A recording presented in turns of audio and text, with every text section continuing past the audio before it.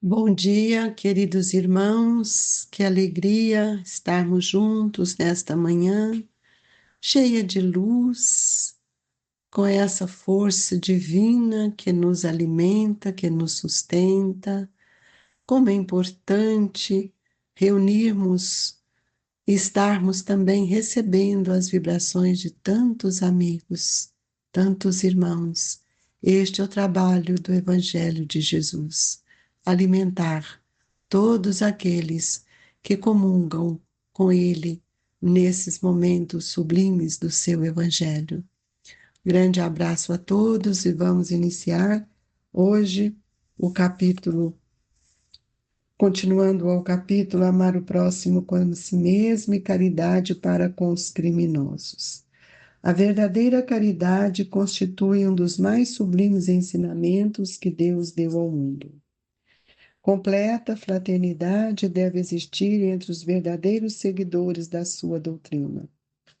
Deveis amar os desgraçados, os criminosos, como criaturas que são de Deus, às quais o perdão e a misericórdia serão concedidas se arrependerem, como também a vós pelas faltas que cometeis contra a sua lei. Considerai que sois mais repreensíveis, mais culpados do que aqueles a quem negardes perdão e comiseração, pois as mais das vezes eles não conhecem Deus como conheceis, e muito menos lhes será pedido do que a vós. Não julgueis, ó não julgueis absolutamente, meus caros amigos. Porquanto o juiz que proferirdes ainda mais severamente vos será aplicado e precisais de indulgência para os pecados em que sem cessar incorreis.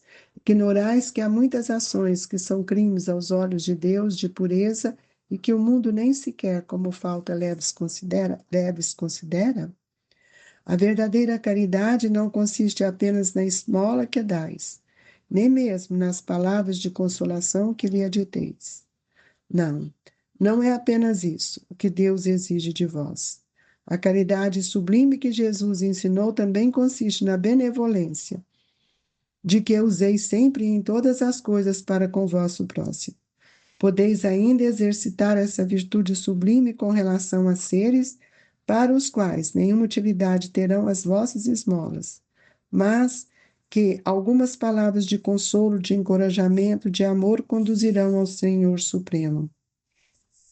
Estão próximos os tempos, repito-o, em que nesse planeta reinará grande fraternidade, em que os homens obedecerão à lei do Cristo, lei que será freio e esperança e conduzirá as almas às moradas ditosas. Amai-vos, pois, como filhos do mesmo Pai. Não estabeleçais diferenças entre os outros infelizes, porquanto quer Deus que todos sejam iguais. A ninguém desprezeis. Permite Deus que entre vós se acham grandes criminosos, para que vos sirvam de ensinamento. Em breve, quando os homens se encontrarem submetidos às verdadeiras leis de Deus, já não haverá necessidade desses ensinos. Todos os espíritos impuros e revoltados serão relegados para mundos inferiores, de acordo com as suas inclinações. Deveis àqueles de quem falo o socorro das vossas preces. É a verdadeira caridade. Não vos cabe dizer de um criminoso: é um miserável. Deve-se expurgar da sua presença a terra. Muito branda é para um ser de tal espécie a morte que lhe inflige. Não, não é assim que vos compete falar. Observai o vosso modelo, Jesus. Que diria ele se visse junto de si um desses desgraçados? Lamentá-lo-ia, considerá-lo-ia um doente bem digno de piedade. Estender-lhe a mão. Em realidade, não podeis fazer o mesmo, mas, pelo menos, podeis orar por ele, assistir-lhe o espírito durante o tempo que ainda haja de passar na terra. Pode ele ser tocado de arrependimento se orardes com fé. É tanto o vosso próximo como o melhor dos homens. Sua alma transviada e revoltada foi criada como a vossa, para se aperfeiçoar. Ajudai-o, pois, a sair do lameiro e orai por ele. Isabel de França, Havre, 1862. Amigos queridos, elevemos o nosso pensamento a Jesus, ao nosso Mestre sublime de amor, que possamos compreender a luz e a misericórdia, o amor e a compaixão, para que nós nos tornemos mais fraternos, mais amigos e mais irmãos. Que o Senhor, que olha para todos com seu mesmo olhar, que aprendamos também a não rotular, mas a sentir a oportunidade que o Senhor tem nos dado para que nós possamos compreender a dor e a fragilidade do nosso irmão, e que a bondade excelsa do seu coração possa nos agasalhar, trazendo para todos nós força, coragem, esperança e a paz. Que assim seja, Mestre. Esse item do Evangelho, caridade para com os criminosos, é um item que nos leva a pensar muito em nós mesmos. Quem somos nós? Quais são os erros, os crimes morais ou outros que já praticamos nesta reencarnação e em tantas outras? Por que Jesus nos fez o convite para não julgarmos, para não sermos julgados? Nós temos olhado só aqueles que fazem o mal e muitas vezes não compreendemos o seu estado de evolução, a sua vaidade que o cega, o seu orgulho que o envaidece. E a verdadeira caridade, nos diz o Evangelho, constitui um dos mais sublimes ensinamentos que Deus deu ao mundo. Qual que é a verdadeira caridade? Olhar o outro como irmão, amar o próximo como a si mesmo e fazer para ele tudo aquilo que desejava de receber. Nós ainda esquecemos de vivenciarmos as lições do Evangelho. A condição evolutiva do espírito não é pelo que temos, é pelo aquilo que somos. É por tudo aquilo que temos construído. E as mais significativas experiências, elas ocorrem especialmente no âmbito familiar, onde nós estamos relacionando com outros espíritos que ora se encontram encarnados. E aí está a grande chave da reencarnação. Porque estes espíritos que estão reencarnados conosco pensam diferente, têm ações diferentes, aspirações diferentes e podem ter sido criminosos no passado. E a nossa cegueira como espírito, não olhamos o outro como espírito. E quando perdemos estes entes queridos, que muitas vezes nos deram os maiores tesouros, que são os filhos, que são as oportunidades que a reencarnação me permitiu por meio, junto com este companheiro, nós criticamos, julgamos e esquecemos de valorizar a sua presença junto de nós. Ele era alcoólatra, ele era desonesto, ele era isso, ele era aquilo. Então, mas ninguém atrai o outro se não tiver sentimentos semelhantes dentro de si, nas suas construções perispirituais. E o papel fundamental da reencarnação se apoia no planejamento reencarnatório, que irá pedir uma educação. E que educação é esta? Educação divina, que contribui com as nossas transformações dos nossos sentimentos. Por isso, meus irmãos, não nos cabe julgar quem é o criminoso. E o Evangelho nos mostra que devemos amar os desgraçados, os criminosos, como criaturas que são. de Deus, as quais o perdão e a misericórdia serão concedidos se rearrependerem, como também vós, pelas faltas que cometeis contra a sua lei. Muitas vezes nós ficamos preocupados com as leis dos homens e não estamos preocupados com as leis de Deus. E nós temos observado que cada dia nós precisamos corrigir as arestas do nosso pensamento, lembrando que os sentimentos nascem no nosso pensamento, ele não nasce de forma externa. E o Evangelho nos diz: considerais que sois mais repreensíveis, mais culpados do que aqueles a quem negardes perdão e comiseração, pois as mais das vezes eles não conhecem Deus como conheceis, e muito menos lhes será pedido do que a vós.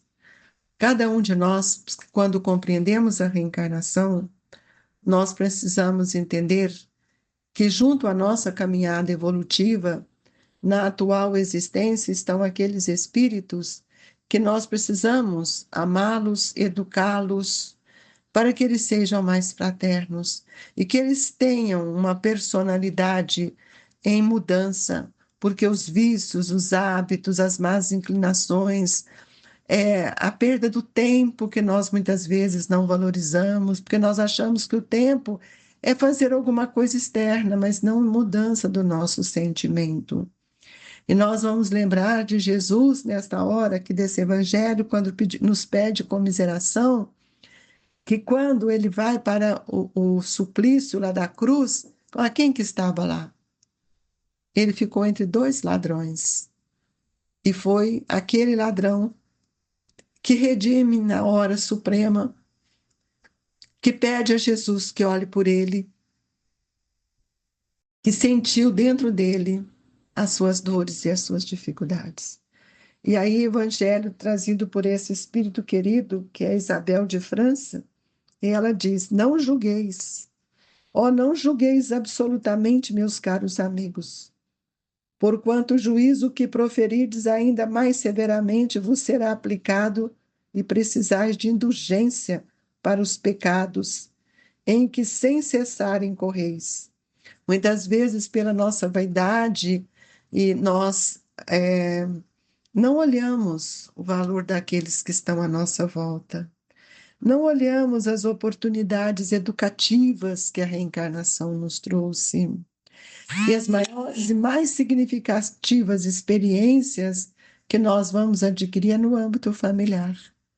Então, quanto eu preciso amar aqueles espíritos que chegam na forma de filhos, na forma de genro, na forma de noras, na forma da minha sogra, do meu sogro, porque eu também sou sogra, eu também sou irmã, eu também sou filha.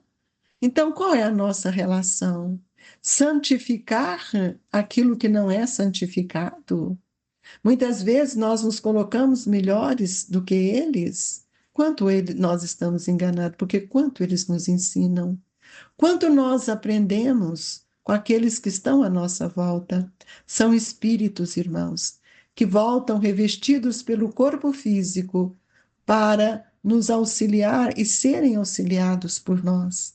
Por isso que a verdadeira caridade não consiste na esmola, mas ele consiste na educação, na palavra que auxiliamos. E essa educação não são dos títulos, a educação é a moral. É a educação da fraternidade. Nós observamos que muitas vezes entre nós, em família, nós não somos capazes de relacionar. E aí nós repetimos o mesmo modelo dos fariseus: amar aqueles só que amam. E muitas vezes no âmbito familiar também eu não consigo me modificar. Eu tenho privilégios, preferências, e muitas vezes não consigo amar o meu irmão. Não a conseguimos assentar na mesma mesa para comungar os mesmos ideais. E aí nós observamos que as grandes dificuldades nossas estão no âmbito da matéria, porque nós queremos ter. E o que é ter sem ser? E o que é oferecer o que temos para ajudar o outro? Que benefício nós estamos fazendo para educar um espírito que vem com ideais ou pensamentos voltados para o crime. E é por isso que o nosso querido professor Eurípides atende o pedido de Maria Santíssima. Poucas pessoas entendem isso, ainda olhando Eurípides como o homem, sem olhar Eurípides como espírito. Quando ela pede que abrisse a escola, um colégio, o Colégio Allan Kardec, e que instituísse nesse colégio o evangelho do seu filho, porque é no evangelho que nós vamos adquirindo uma postura, uma integridade moral. E é por este viés que Maria trouxe a este espírito que teve tantas reencarnações junto com a Jesus, que ele nos pede e nos traz a educação do espírito. E nós, muitas vezes, viramos as costas porque não queremos nos educar. Queremos ser espírita de a casa espírita, de ouvir sem reverberar na nossa consciência. E é por isso que o Evangelho nos diz: a caridade sublime que Jesus ensinou também consiste na benevolência de que useis em todas as coisas para com o vosso próximo. E como esse próximo é importante em nossa vida. Por isso que é pela caridade que nós vamos crescer. E aqui ele diz assim: estão próximos os tempos, repito, em que nesse planeta reinará a grande fraternidade, em que os homens obedecerão à lei do Cristo, lei que será freio e esperança que conduzirá as almas ditosas. Amai-vos, pois, como filhos do mesmo Pai, e não estabeleçais diferença entre os outros infelizes, porquanto quer Deus que todos sejam iguais e a ninguém desprezeis. Nós ainda desprezamos pelas cores, pela cor, pela situação social, pela cultura, pelos títulos, e esquecemos de olhar o valor daqueles que estão junto de nós, talvez no silêncio das suas dores. Queridos amigos, todos nós somos ainda infratores. Todos nós ainda carregamos dentro de nós os crimes da vaidade, os crimes do orgulho, os crimes da indiferença, o crime do egoísmo. E é por isso que a dor é a mediadora da fé e da esperança, porque essa dor chega para todos nós, especialmente a dor do remorso, a dor do arrependimento. E é pela dor que nós mudamos o pensamento. É pela dor que nós descortinamos novos desejos, ampliando a dinâmica do nosso espírito, a dinâmica do nosso pensamento, para que nós possamos compreender o ser espiritual que nós somos. E nunca esqueçamos, amigos, que a maior riqueza da vida é quando somos solícitos às necessidades do nosso próximo. E se a reencarnação, ela é capaz de contribuir com tudo isso, que a gente possa fazer àqueles o que nós gostaríamos que fizesse, não importa os seus erros. Quando a mulher adúltera é levada até Jesus, Jesus fala: tire a primeira pedra aquele que estiver sem pecado.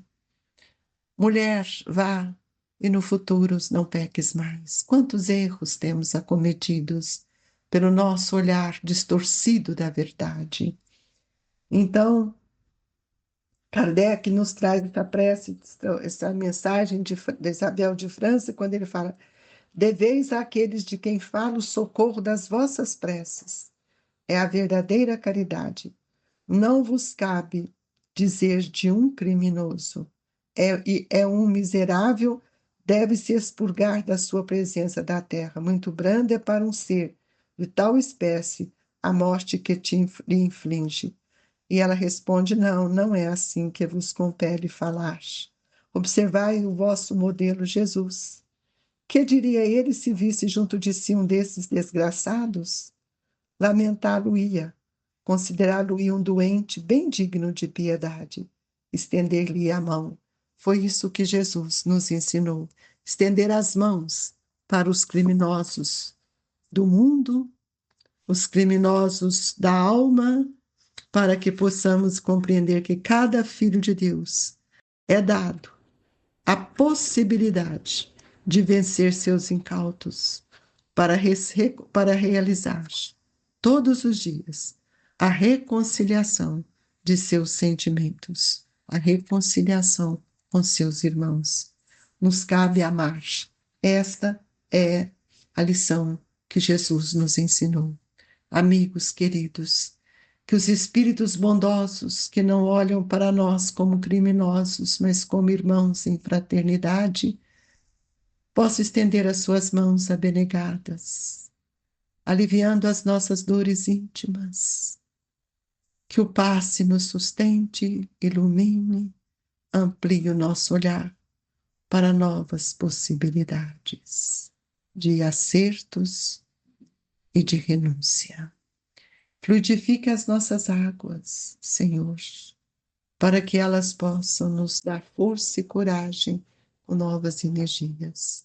E que todos os nossos irmãos que ora compartilham conosco deste momento recebam as vibrações de nosso Mestre Jesus. Que Deus esteja conosco. O grande abraço dos amigos, dos irmãos, do Grupo Espírita Esperança e Caridade, Eurípedes Barçanufo, que nos acolhe com tanto amor. Que o Senhor esteja conosco, que assim seja.